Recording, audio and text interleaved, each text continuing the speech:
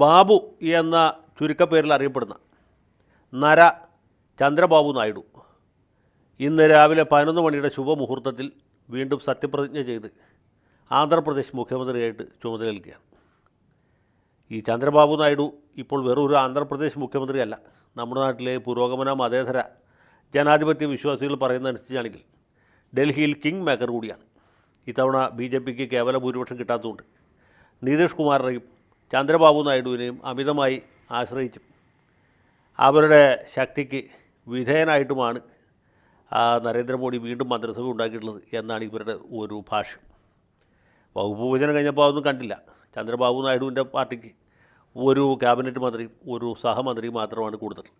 വകുപ്പുകളും കാര്യപ്പെട്ട വകുപ്പുകളൊന്നും കിട്ടിയിട്ടില്ല. സ്പീക്കർ സ്ഥാനത്തേക്ക് അവർ അവകാശവാദം ഉന്നയിച്ചിട്ടുണ്ട്, പക്ഷേ അതും കൊടുക്കുന്ന പറ്റില്ല. പക്ഷേ നമ്മുടെ മാതൃഭൂമി, മലയാള മനോരമ, കേരളകൗമുദി മുതൽക്ക് മാധ്യമം, മീഡിയ വൺ വരെയുള്ള എല്ലാവരും പറയുന്നത് ചന്ദ്രബാബു നായിഡുവിൻ്റെ കാരുണ്യത്തിലാണ് നരേന്ദ്രമോദി ഇപ്പോൾ ഡൽഹി ഭരിക്കുന്നത് എന്നാണ്. അതൊക്കെ അവിടെ നിൽക്കട്ടെ. ഈ ചന്ദ്രബാബു നായിഡു എന്ന് വെച്ചാൽ ചെറിയ ആളല്ല, ഒട്ടും മോശക്കാരനല്ല. നരേന്ദ്രമോദിയേക്കാളും തെല്ലും മോശക്കാരനല്ലാത്ത ഒരു രാഷ്ട്രീയക്കാരനാണ് ചന്ദ്രബാബു നായിഡു. അപ്പോൾ ഈ ചന്ദ്രബാബു നായിഡുവിൻ്റെ സംഭവബഹുലമായ സംഘർഷപൂരിതമായ രാഷ്ട്രീയ ജീവിതത്തിലേക്ക് ഒരു എത്തിനോട്ടമാണ് ഇവിടെ ഉദ്ദേശിക്കുന്നത്. ചന്ദ്രബാബു നായിഡു ആന്ധ്രയിലെ ഒരു ഗ്രാമത്തിൽ സാധാരണ കർഷക കുടുംബത്തിലാണ് ജനിച്ചത്. അദ്ദേഹം വെങ്കടേശ്വര സർവകലാശാലയിൽ MA പഠിക്കുന്ന സമയത്താണ് രാഷ്ട്രീയത്തിൻ്റെ ഒരു ഹാലിളകിയത്. അന്ന് കോൺഗ്രസ്സിന് വലിയ പ്രാബല്യമുള്ള സ്ഥലമാണ് ആന്ധ്രാപ്രദേശ്. ഇദ്ദേഹവും കോൺഗ്രസ്സിൽ ചേർന്നു. യൂത്ത് കോൺഗ്രസിൻ്റെ ഒരു സാധാരണ പ്രവർത്തകനായി, ചെറിയ ഭാരവാഹിയായി. അങ്ങനെ ഇരിക്കുമ്പോൾ ഇന്ദിരാഗാന്ധി തെരഞ്ഞെടുപ്പിൽ തോക്കുന്നു 1977. അതിനുശേഷം 1978 ആന്ധ്രാപ്രദേശ് നിയമസഭയിലേക്ക് നടക്കുന്ന തെരഞ്ഞെടുപ്പിൽ ഇദ്ദേഹം ഒരു സ്ഥാനാർത്ഥിയായിട്ട് അവതരിക്കുന്നു ചന്ദ്രനഗർ മണ്ഡലത്തിൽ. അന്ന് സഞ്ജയ് ഗാന്ധിയുടെ പുഷ്കലകാലമാണ്. സഞ്ജയ് ഗാന്ധി എല്ലാ തെരഞ്ഞെടുപ്പിലും 20% യുവാക്കൾക്ക് അവസരം കൊടുക്കണം എന്ന് ശാഠ്യമുള്ള ആളായിരുന്നു. ആ ശാഠ്യബുദ്ധിയുടെ ഫലമായിട്ട് കുറച്ച് ചെറുപ്പക്കാർക്ക് അവസരം കിട്ടി. അതിലൊരാളായിരുന്നു ചന്ദ്രബാബു. അദ്ദേഹം ചന്ദ്രനഗറിൽ മത്സരിച്ചു, ജയിച്ചു, MLA. അദ്ദേഹത്തിന് അന്ന് വളരെ ചെറിയ പ്രായമാണ്. 1950 ഇദ്ദേഹം ജനിച്ചത്. 78 അദ്ദേഹത്തിന് ഏകദേശം 28 വയസ്സേ ഉള്ളൂ. അന്ന് ചെന്നറെഡ്ഡിയാണ് ആന്ധ്രാപ്രദേശ് മുഖ്യമന്ത്രി.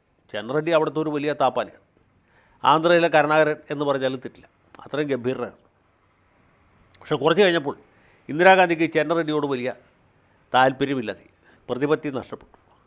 അങ്ങനെ 1980 ഇന്ദിരാഗാന്ധി അപ്പോഴത്തേക്കും ദേശീയ തലത്തിൽ പ്രധാനമന്ത്രിയുടെ തിരിച്ചു വന്നു കഴിഞ്ഞു. ഇന്ദിരാഗാന്ധിയുടെ വിപ്രതിപത്തിക്ക് പാത്രീഭൂതനായ ചെന്നറെഡ്ഡിക്ക് അധികാരം നഷ്ടപ്പെടുകയും ആ സ്ഥലത്ത് ഭവനം വെങ്കട്ടരാമറെഡ്ഡി മുഖ്യമന്ത്രി വഹിച്ചു.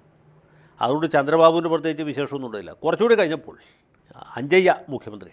അഞ്ജയ്യയുടെ ആന്ധ്ര മന്ത്രിസഭ എന്ന് പറഞ്ഞാൽ അക്കാലത്ത് ഒരു വലിയ സംസാര വിഷയമായിരുന്നു. ജംബോ മന്ത്രിസഭയായിരുന്നു. 60 അംഗങ്ങളുള്ള അതിഗംഭീരമായ ഒരു മന്ത്രിസഭയാണ് ഈ അഞ്ജയ്യ രൂപീകരിച്ചത്. ആ മന്ത്രിസഭയിൽ ഒരു ചെറിയ മന്ത്രിയായിരുന്നു. ചെറിയ ചെറിയ വകുപ്പുകളാണ് ഇദ്ദേഹത്തിനുണ്ടായിരുന്നു. മൈനർ ഇറിഗേഷൻ, സിനിമാറ്റോഗ്രാഫി, ഇങ്ങനെയുള്ള ചില വകുപ്പുകളുടെ ഒരു ചുമതലക്കാരനായിട്ട് നമ്മുടെ ചന്ദ്രബാബു അധികാരമേറ്റു. അന്ന് അദ്ദേഹത്തിന് കഷ്ടിച്ച് 30 വയസ്സേ ഉള്ളൂ. ഈ 30-കാരനായ ചന്ദ്രബാബു അവിവാഹിതന് വരുന്നു. അവിടെയാണ് അദ്ദേഹത്തിൻ്റെ ഭാഗ്യം വരുന്നത്. അദ്ദേഹം അന്ന് തെലുങ്ക് സിനിമയിലെ മുടിചൂടാ മന്നനായിരുന്ന, തെലുങ്കിലെ പ്രേമനസീർ എന്ന് പറയാവുന്ന NT രാമറാവുവിൻ്റെ മകളെ കല്യാണം കഴിച്ചു. NT രാമറാവുവിൻ്റെ രണ്ടാമത്തെ മകൾ ഭുവനേശ്വരി. അപ്പോൾ ഭുവനേശ്വരിക്ക് പറ്റിയൊരു ചെറുക്കനെ അന്വേഷിക്കായിരുന്നു രാമറാവു. അപ്പോൾ ഈ സമുദായത്തിൽ നിന്ന് മന്ത്രിയായ ഒരാൾ അവിവാഹിതനായിട്ടുണ്ട് എന്ന് മനസ്സിലാക്കി വിവാഹാലോചനയുമായിട്ട് ചെല്ലുകയും ചന്ദ്രബാബു സമ്മതിക്കുകയും ഭുവനേശ്വരിയെ വിവാഹം കഴിച്ചു. ഭുവനേശ്വരിയെ വിവാഹം കഴിച്ച് അധികം വൈകുന്നതിന് മുമ്പ് ഈ മന്ത്രിസഭ തകർന്നു. രാജീവ് ഗാന്ധിയുടെ അപ്രീതിക്ക് പാത്രീഭൂതനായ അഞ്ജയ്യ പൊട്ടിക്കരഞ്ഞുകൊണ്ട് രാജിവെച്ചു. ആ മുഹൂർത്തത്തിലാണ് ഈ ചന്ദ്രബാബുവിൻ്റെ അമ്മായിയച്ഛനായ NT രാമറാവു സ്വന്തം പാർട്ടി ഉണ്ടാക്കാൻ തീരുമാനിക്കുന്നത്. തെലുങ്കരുടെ ആത്മാഭിമാനം എന്ന മുദ്രാവാക്യം ഉയർത്തിപ്പിടിച്ചുകൊണ്ട് കോൺഗ്രസിൽ നിന്നൊക്കെ കൂറുമാറി വന്ന കുറച്ച് റിട്ടയർ ചെയ്ത രാഷ്ട്രീയക്കാരെയൊക്കെ സംഘടിപ്പിച്ച് തെലുങ്ക് ദേശം പാർട്ടി രൂപീകരിച്ചു. അമ്മായിയപ്പൻ തെലുങ്ക് ദേശം ഉണ്ടാക്കിയപ്പോൾ ആ കൂടെ പോകാനായിട്ട് ചന്ദ്രബാബു കൂട്ടാക്കില്ല. അദ്ദേഹം അടിയുറച്ച കോൺഗ്രസ്സുകാരനായിട്ട് ആ മാതൃ പാർട്ടിയിൽ ഉറച്ചു നിന്നു. 83 തെരഞ്ഞെടുപ്പിൽ, 83 ജനുവരി ആദ്യം നടന്ന തെരഞ്ഞെടുപ്പിൽ ചന്ദ്രബാബു നായിഡു മത്സരിച്ചു. കോൺഗ്രസ് സ്ഥാനാർത്ഥിയായിട്ട് മത്സരിച്ചു. ആ ചന്ദ്രനഗർ മണ്ഡലത്തിൽ തന്നെ തോറ്റു, ബൗളർ ഹാറ്റിട്ടു. പിന്നെ എന്താ ചെയ്യുക? അപ്പോൾ അദ്ദേഹത്തിന് വീണ്ടും വിചാരമുണ്ടായി, പുള്ളി തെലുങ്ക് ദേശം പാർട്ടിയിൽ ചേർന്നു. പക്ഷേ അമ്മായിയപ്പന് അത്ര വലിയ പരിഗണനയൊന്നും കൊടുത്തില്ല. പക്ഷേ ചന്ദ്രബാബുവിൻ്റെ ഭാഗ്യം തെളിയാൻ അധികം സമയം വേണ്ടി വന്നില്ല. കാരണം എന്താ വെച്ചാൽ 1984 ആഗസ്റ്റ് 15 ഈ രാമറാവു ഉറങ്ങിക്കിടക്കുന്ന സമയത്ത് അന്നത്തെ ഗവർണർ രാംലാൽ, തെലുങ്കുദേശം പാർട്ടിയിൽ തന്നെ ഇദ്ദേഹത്തിൻ്റെ ഒരു വിമതനായിട്ടുള്ള ഭാസ്കർ റാവുവിനെ ആന്ധ്രാപ്രദേശ് മുഖ്യമന്ത്രിയാക്കി സത്യപ്രതിജ്ഞ ചെയ്യിച്ചു. കൂടുതൽ എം എൽ എമാരും രാമറാവുവിൻ്റെ കൂടെയാണ്. പക്ഷേ കോൺഗ്രസിൻ്റെ പിന്തുണയോടെ ഭാസ്കർ റാവു തെലുങ്ക് മുഖ്യമന്ത്രിയായിട്ട് മാറി. അതേ തുടർന്ന് വലിയ പ്രതിഷേധമൊക്കെ ഉണ്ടായി. ആ സമയത്ത് അമ്മായിയപ്പൻ്റെ ഒരു വലങ്കൈയായിട്ട് നിന്ന് ചന്ദ്രബാബു അദ്ദേഹത്തിൻ്റെ ഹൃദയം കവർന്നു. അല്ലെങ്കിൽ പോലും ഭുവനേശ്വരിയുടെ ഭർത്താവിനെ അത്രയധികം നാളൊന്നും നമ്മുടെ രാമറാവുവിന് മാറ്റി നിർത്താൻ പറ്റുകയില്ല. ഈ രാമറാവു നടത്തിയ ചൈതന്യ യാത്രയുടെ പ്രധാന സംഘാടകൻ ചന്ദ്രബാബു നായിഡുവായിരുന്നു. പിന്നീട് രാമറാവു വീണ്ടും നിയമസഭ പിരിച്ചുകൊണ്ട് തെരഞ്ഞെടുപ്പ് നടത്തി ഭൂരിപക്ഷത്തോടെ അധികാരത്തിൽ വന്നു. പക്ഷേ ചന്ദ്രബാബുവിനെ പാർട്ടി സംഘടനയുടെ ചുമതല ഏൽപ്പിക്കുകയും ചെയ്തു. മന്ത്രിസ്ഥാനം കൊടുത്തില്ല. അടുത്ത തെരഞ്ഞെടുപ്പിൽ കോൺഗ്രസ് വീണ്ടും അധികാരത്തിൽ വന്നു. വിജയഭാസ്കർ റെഡ്ഡി ആന്ധ്രയിൽ മുഖ്യമന്ത്രിയായി. ആ സമയത്ത് ചന്ദ്രബാബു രാമറാവുവിൻ്റെ വലങ്കൈയായി വീണ്ടും പ്രവർത്തിച്ചു. അടുത്ത തെരഞ്ഞെടുപ്പിൽ ഇവർ ഭൂരിപക്ഷം നേടി അധികാരത്തിൽ വന്നു. 1994 രാമറാവു വീണ്ടും അധികാരത്തിൽ വരുന്നത്. അതിനിടയ്ക്ക് മറ്റൊരു സംഭവം ഉണ്ടാകുന്നുണ്ട്. രാമറാവുവിൻ്റെ ആദ്യ ഭാര്യ, അതായത് ഭുവനേശ്വരി അടക്കമുള്ള മക്കളുടെ അമ്മ, അതിനു മുമ്പ് മരണപ്പെട്ടു. ആ സമയത്ത് രാമറാവുവിൻ്റെ ആത്മകഥയല്ല ജീവചരിത്രം എഴുതാൻ ഒരു മാന്യ മഹിള കടന്നു വന്നു. അവരുടെ പേര് ലക്ഷ്മി ശിവപാർവതി എന്നായിരുന്നു. ഈ ലക്ഷ്മി ശിവപാർവതി അന്ന് ആന്ധ്രയിൽ അറിയപ്പെടുന്ന ഒരു ഹരികഥ കലാകാരൻ്റെ ഭാര്യയായിരുന്നു. ഇവർ രാമറാവുവിൻ്റെ ജീവചരിത്രം എഴുതി അദ്ദേഹത്തിൻ്റെ ജീവിത സഖിയായി മാറി. ഇദ്ദേഹത്തിൻ്റെ എല്ലാ മക്കളും, ചന്ദ്രബാബുവിൻ്റെ ഭാര്യ അടക്കം, ചന്ദ്രബാബു അടക്കം എല്ലാവരും ഈ വിവാഹത്തിനെതിരായിരുന്നു. പക്ഷേ രാമറാവു അവരെ തന്നെ വിവാഹം കഴിച്ചു. ആ സ്ത്രീ വളരെ ശക്തിയായ ഒരു പ്രസംഗകയായിരുന്നു. രാമറാവുവിനെ കാണാൻ ആൾ കൂടുന്ന പോലെ അവരുടെ പ്രസംഗം കേൾക്കാനും ആൾക്കാർ കൂടാൻ തുടങ്ങി. അപ്പോൾ 94 തെരഞ്ഞെടുപ്പിന് മുമ്പായിട്ട് ഇവരുടെ ഒരു പൊളിറ്റിക്കൽ പൊട്ടൻഷ്യൽ മറ്റാരും മനസ്സിലാക്കിയില്ലെങ്കിലും ചന്ദ്രബാബുവിന് മനസ്സിലായി. ചന്ദ്രബാബു അവരുടെ ഒരു ആരാധകനായിട്ട് മാറി. അവരെ കൂടി മണിയടിച്ചിട്ടാണ് ചന്ദ്രബാബു വീണ്ടും അമ്മായിയപ്പൻ്റെ കൂടെ കൂടിയത്. 94 തെരഞ്ഞെടുപ്പിൽ രാമറാവുവിന് ഭൂരിപക്ഷം കിട്ടിയ അദ്ദേഹം മുഖ്യമന്ത്രിയായി. ചന്ദ്രബാബു വലങ്കൈയായിട്ട് നിന്നു. ചന്ദ്രബാബുവിനെ ധനകാര്യമന്ത്രിയാക്കി. അത്തരം വരെ കാര്യങ്ങളൊക്കെ ഭംഗിയായിട്ട് നടന്നു. ഇത് ഡിസംബർ മാസത്തിലാണ് രാമറാവു അധികാരം വെക്കുന്നതെങ്കിൽ സെപ്റ്റംബർ മാസം 1-ാം തീയതി വീണ്ടും ഒരു കൊട്ടാര വിപ്ലവം അരങ്ങേറി. രാമറാവു ഉറങ്ങിക്കിടക്കുമ്പോൾ ഭൂരിപക്ഷം എം എൽ എമാരെയും കൂട്ടി ചന്ദ്രബാബു പുതിയൊരു പാർട്ടി ഉണ്ടാക്കി, തെലുങ്കുദേശം ഒറിജിനൽ. ആ ഒറിജിനൽ തെലുങ്കുദേശത്തിൻ്റെ പ്രമുഖ നേതാവായിട്ട്, അതിൻ്റെ മുതലാളിയായിട്ട് ചന്ദ്രബാബു സ്വയം പ്രഖ്യാപിക്കുകയും അമ്മായിയപ്പനെ ഔട്ടാക്കുകയും ചെയ്തു. അങ്ങനെ ചന്ദ്രബാബു നായിഡു 1995 സെപ്റ്റംബർ 1-ാം തീയതി ആന്ധ്രയുടെ മുഖ്യമന്ത്രിയായിട്ട് ചുമതലയേറ്റു. രാമറാവു അല്ലാതെ പരിഭവിക്കുകയും പ്രതികരിക്കുകയൊക്കെ ചെയ്തു. അദ്ദേഹം വേറൊരു സ്വന്തം പാർട്ടി ഉണ്ടാക്കി ചന്ദ്രബാബുവിനെ വെല്ലുവിളിച്ചു. പക്ഷേ അധികം വൈകാതെ അദ്ദേഹം മരിച്ചുപോയി. അദ്ദേഹത്തിൻ്റെ മരണശേഷം ഈ ലക്ഷ്മി പാർവതി വീണ്ടും വെല്ലുവിളി തുടർന്നു. പക്ഷേ അവർക്ക് വലിയ ചലനമൊന്നും ഉണ്ടാക്കാൻ പറ്റിയില്ല. 98 പാർലമെൻറ്റ് തെരഞ്ഞെടുപ്പ് ആകുമ്പോഴത്തേക്കും ചന്ദ്രബാബു ദേശീയ തലത്തിൽ തന്നെ വലിയ നേതാവായിട്ട് മാറി. മാത്രമല്ല, ഈ കോൺഗ്രസ് ഇതര BJP വിരുദ്ധ പാർട്ടികളുടെ ഒരു ദേശീയ സഖ്യം അന്നുണ്ടായിരുന്നു, നാഷണൽ ഫ്രണ്ട് എന്നറിയപ്പെട്ടിരുന്നു. CPM CPI അതിലെ അംഗങ്ങളായിരുന്നു, ജനതാദളൊക്കെ. ആ ഗ്രൂപ്പിൻ്റെ ചെയർമാൻ കൂടിയായിരുന്നു ചന്ദ്രബാബു. 98 തെരഞ്ഞെടുപ്പിൽ ഈ ജനതാദളും CPM ഒക്കെ ആയിട്ട് സഖ്യം ചെയ്ത് മത്സരിച്ച് കുറച്ച് MP മാരെയൊക്കെ ജയിപ്പിച്ച തെലുങ്കുദേശം പാർട്ടിയുടെ നേതാവായിട്ട് ചന്ദ്രബാബു നിൽക്കുമ്പോഴാണ് ഭൂരിപക്ഷം തേക്കാനായിട്ട് വാജ്പേയി വളരെ ബുദ്ധിമുട്ടുകയാണ്. അദ്ദേഹത്തിൻ്റെ 13 മാസം നീണ്ട മന്ത്രിസഭയുടെ കാര്യം പറയും. മന്ത്രിസഭയ്ക്ക് ഭൂരിപക്ഷമില്ല. ജയലളിത ആണെങ്കിൽ പിന്തുണ കത്ത് കൊടുക്കുന്നുമില്ല. അത് വെച്ച് താമസിപ്പിക്കുക. അത് കിട്ടിയാൽ തന്നെ ചെറിയ ഭൂരിപക്ഷമേ വാജ്പേയിക്കും ഉണ്ടാകുകയുള്ളൂ. ആ നിർണായക ഘട്ടത്തിൽ ദേശീയ മുന്നണിയുടെ നേതൃസ്ഥാനത്ത് നിന്നിരുന്ന ചന്ദ്രബാബു നിന്ന നിപ്പിൽ കൂറുമാറുകയും BJP സർക്കാരിൻ്റെ പിന്തുണ പ്രഖ്യാപിച്ചു. അപ്പോൾ സംപ്രീതനായി തീർന്ന വാജ്പേയി ചന്ദ്രബാബു നായിഡുവിന് എന്ത് വരം വേണമെങ്കിലും കൊടുക്കാം എന്ന നിലയിലായിരുന്നു. ചന്ദ്രബാബു 2 വരവാണ് ആവശ്യപ്പെട്ടു. ഒന്ന്, ലക്ഷ്മി പാർവതിയുമായിട്ട് BJP ഉണ്ടായിരുന്ന സഖ്യം അവസാനിപ്പിക്കണം. അത് പണ്ടേ അവസാനിപ്പിച്ചു എന്ന് വാജ്പേയി പറഞ്ഞു. രണ്ടാമത്തേത്, മന്ത്രിസ്ഥാനം ഒന്നും വേണ്ട, ഞങ്ങൾക്ക് സ്പീക്കർ സ്ഥാനം മതി എന്ന് പറഞ്ഞു. അങ്ങനെ 1998 തെലുങ്കുദേശംകാരനായിരുന്ന GMC ബാലയോഗി ലോക്സഭയുടെ സ്പീക്കറായി തീർന്നു. ഈ ബാലയോഗി അമലാപുരം മണ്ഡലത്തെ പ്രതിനിധീകരിച്ചിരുന്ന പട്ടിക സമുദായക്കാരനായ ഒരംഗമായിരുന്നു. ഒരു പാവ മനുഷ്യനായിരുന്നു. വളരെ നയവും വിനയവുമുള്ള ഒരു സ്പീക്കറായിട്ട് അദ്ദേഹം 1 വർഷത്തിലധികം പ്രവർത്തിച്ചു.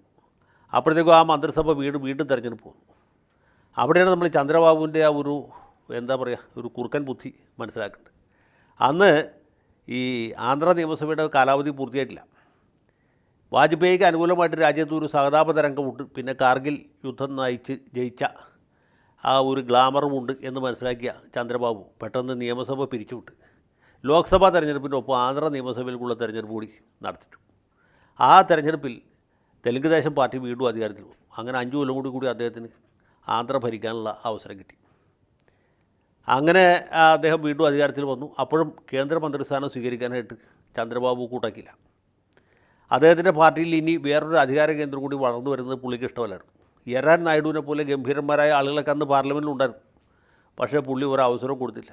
ബാലയോഗി മാത്രം വീണ്ടും സ്പീക്കറായി തിരഞ്ഞെടുക്കപ്പെട്ടു. അങ്ങനെ സ്പീക്കറായിരിക്കുമ്പോഴാണ് ബാലയോഗി ഒരു ഹെലികോപ്റ്റർ അപകടത്തിൽ മരിച്ചത്. അതോടെ ചന്ദ്രബാബു എനിക്കിനി ലോക്സഭാ സ്പീക്കർ സ്ഥാനവും വേണ്ട എന്ന് പറഞ്ഞ് കൈ കഴുകുകയാണ് ഉണ്ടായത്.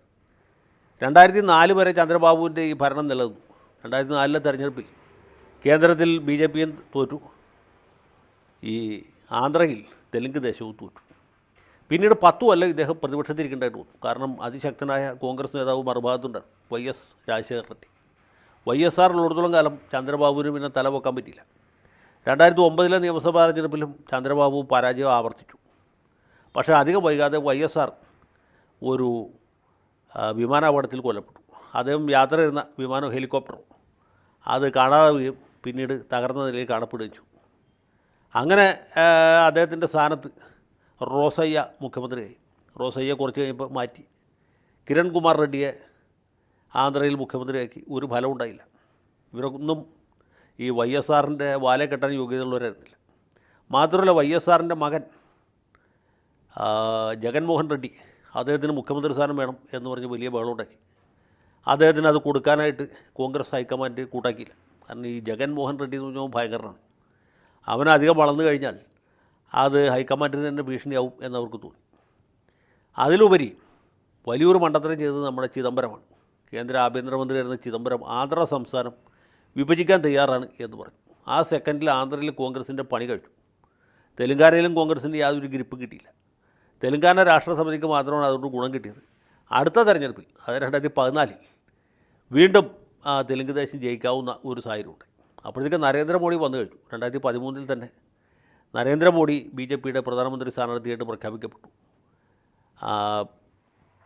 മോഡിയെ പ്രഖ്യാപിച്ചപ്പോൾ അതിനെ ആദ്യം എതിർത്ത ആൾ അതുവരെ ദേശീയ ജനാധിപത്യ സഖ്യത്തിൽ ഉറച്ചു നിന്നിരുന്ന നിതീഷ് കുമാർ മോഡിയെ ശക്തമായി എതിർത്തു. അതേസമയത്ത് അന്ന് പുറത്തായിരുന്ന ചന്ദ്രബാബു അതിശക്തമായി അനുകൂലിച്ചു. കാരണം ഈ നരേന്ദ്രമോദിയുടെ പൊളിറ്റിക്കൽ പൊട്ടൻഷ്യൽ കഴിഞ്ഞ നേതാവാണ് ചന്ദ്രബാബു. ഉടനെ തന്നെ BJPയുമായിട്ട് വീണ്ടും സഖ്യമുണ്ടാക്കി 2014 തെരഞ്ഞെടുപ്പിൽ ഇവർ ഒരുമിച്ച് മത്സരിച്ചു. അന്നത്തെ മുദ്രാവാക്യം തന്നെ പ്രസിദ്ധമാണ്, Babu for CM Modi for PM എന്നായിരുന്നു. അങ്ങനെ തെരഞ്ഞെടുപ്പിൽ ഇവർ വലിയ ഭൂരിപക്ഷത്തോട് ജയിച്ചു. ചന്ദ്രബാബു നായിഡു വീണ്ടും ആന്ധ്രയുടെ മുഖ്യമന്ത്രി. പക്ഷേ അവശിഷ്ട ആന്ധ്രയുടെയാണ്. തെലുങ്കാന അപ്പോഴത്തേക്ക് പിരിഞ്ഞുപോയി. അപ്പോൾ തെലുങ്കാന ഇല്ലാത്ത റായലസീമയും കോസ്റ്റൽ ആന്ധ്രാപ്രദേശും മാത്രമുള്ള ആന്ധ്ര സംസ്ഥാനത്തിൻ്റെ മുഖ്യമന്ത്രിയായിട്ടാണ് ചന്ദ്രബാബു തിരിച്ചു വരുന്നത് 2014. അദ്ദേഹത്തിൻ്റെ വലിയൊരു ഡ്രീം പ്രോജക്റ്റ് എന്ന് പറയുന്നത് ആന്ധ്രയ്ക്ക് പുതിയൊരു തലസ്ഥാനം ഉണ്ടാക്കുക എന്നുള്ളതായിരുന്നു. കാരണം ഹൈദരാബാദ് തെലുങ്കാനയിലായി പോയി. അവിടെ അതിന് പകരം വിജയവാഡയ്ക്കടുത്ത് അമരാവതി എന്ന് പറഞ്ഞ ഒരു പുതിയ സംസ്ഥാന തലസ്ഥാനം പടുത്തുയർത്താനുള്ള ശ്രമം അദ്ദേഹം നടത്തിക്കൊണ്ടിരിക്കുകയാണ്. സിംഗപ്പൂരിനേക്കാൾ ഗംഭീരമായിരിക്കും അമരാവതി എന്നാണ് പുള്ളി നേരത്തെ മുതൽക്ക് അവകാശപ്പെട്ടിരുന്നത്. നേരത്തെ ആന്ധ്ര മുഖ്യമന്ത്രി ആയിരിക്കുമ്പോൾ ഹൈദരാബാദിനെ സൈബർ സിറ്റിയാക്കി വികസിപ്പിക്കാൻ അദ്ദേഹം സിലിക്കൺ വാലിയെ തോൽപ്പിക്കുന്ന ഒരു സ്ഥലമാക്കി മാറ്റാൻ ശ്രമിച്ചത്. അതൊരു വലിയ പരിധി വിജയിക്കുകയും ചെയ്തു. ഇന്ത്യയുടെ ഒരു IT ക്യാപിറ്റലായിട്ട് അന്ന് ഹൈദരാബാദിനെ വളർത്താൻ ചന്ദ്രബാബുവിന് സാധിച്ചു. ഹൈദരാബാദ് പോയി കഴിഞ്ഞപ്പോൾ പിന്നെ അമരാവതി ആ നിലയിലേക്ക് കൊണ്ടുവരാനുള്ള ശ്രമമാണ് നടത്തിക്കൊണ്ടിരുന്നത്. ഈ 5 കൊല്ലത്തെ ഭരണത്തിനിടയ്ക്ക് നടന്ന എല്ലാ ഉപതെരഞ്ഞെടുപ്പിലും തെലുങ്ക് ദേശം പാർട്ടി വമ്പിച്ച വിജയം നേടി. എന്ന് മാത്രമല്ല, ജഗൻമോഹൻ റെഡ്ഡി കുറച്ചധികം നാൾ ജയിലിൽ വരുന്നു, പലവിധ കേസുകളിൽ പെട്ടിട്ട്.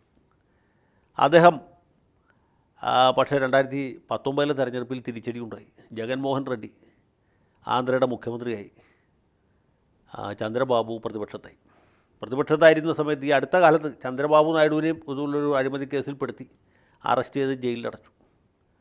അങ്ങനെ പക്ഷേ അത് ഇയാൾക്ക് തന്നെ തിരിച്ചടിയായി. പവൻ കല്യാണിൻ്റെ പാർട്ടിയുമായിട്ടും BJPയുമായിട്ട് സഖ്യം ചേർത്ത് ചന്ദ്രബാബു ഇക്കഴിഞ്ഞ തെരഞ്ഞെടുപ്പിൽ വലിയ ഭൂരിപക്ഷത്തോടി വീണ്ടും അധികാരത്തിലെത്തുകയാണ്. ഇതിനിടയ്ക്ക് ചന്ദ്രബാബുവിന് വൈകാരികമായിട്ടൊരു തിരിച്ചടി ഉണ്ടായത് കഴിഞ്ഞ ദിവസം സുപ്രസിദ്ധ സിനിമാ നിർമ്മാതാവും പത്ര ഉടമസ്ഥനുമായ രാമോജി റാവു അന്തരിച്ചു എന്നുള്ളതാണ്. രാമോജി റാവു ആയിരുന്നു രാമറാവുവിൻ്റെ കാലം മുതൽക്ക് ഇദ്ദേഹത്തിൻ്റെ വലങ്കൈയായി നിന്നൊരാൾ. രാമറാവുവിൻ്റെ ഉപദേശകനായിരുന്നു, പിൽക്കാലത്ത് ചന്ദ്രബാബുവിൻ്റെയും ഉപദേശകനായിരുന്നു. കഴിഞ്ഞ ദിവസം ഈ രാമോജി റാവുവിൻ്റെ മൃതദേഹം ചിതയിലേക്ക് എടുക്കുന്നതിൻ്റെ ചിത്രങ്ങൾ ഞാൻ കണ്ടു. സാധാരണഗതിയിൽ തല പിടിക്കേണ്ടത് മൂത്ത മകനാണ്.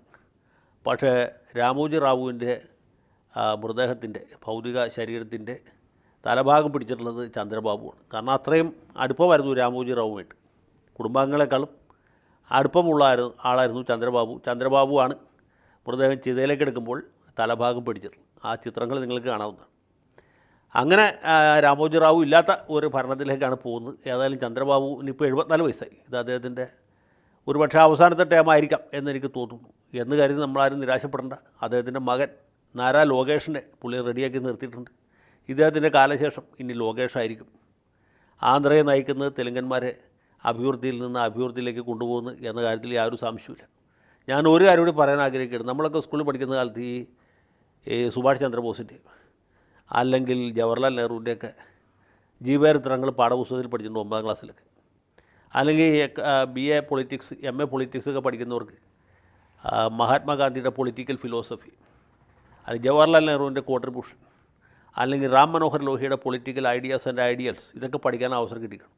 എൻ്റെ അഭിപ്രായത്തിൽ ഈ ചന്ദ്രബാബു നായിഡുവിനെ പോലുള്ളവരുടെ ജീവചരിത്രമാണ് കുട്ടികളെ പഠിപ്പിക്കേണ്ടത്. കാരണം രാഷ്ട്രീയത്തിൽ എങ്ങനെ ഉയരാം, എങ്ങനെ നിന്നിടത്തുനിന്ന് കാല് മാറാം, എങ്ങനെ ആരുടെ കാലുവാരി ഏതൊക്കെ സ്ഥാനങ്ങൾ വഹിക്കാം എന്നത് പഠിക്കാൻ ആഗ്രഹിക്കുന്നവർക്ക്, ആയിത്തീരാൻ ആഗ്രഹിക്കുന്നവർക്ക് ഏറ്റവും നല്ല പാഠപുസ്തകമാണ് ഇദ്ദേഹത്തിൻ്റെ ജീവിതം എന്ന് ഞാൻ വിചാരിക്കുന്നു.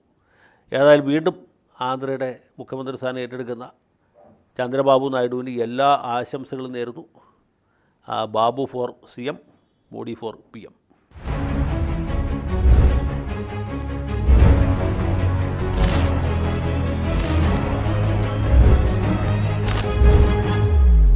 കൂടുതൽ വാർത്തകളും വിശേഷങ്ങളും നിങ്ങളിലേക്ക് എത്താൻ ABC മലയാളം സബ്സ്ക്രൈബ് ചെയ്യുക, ബെൽ ബട്ടണും അമർത്തുക.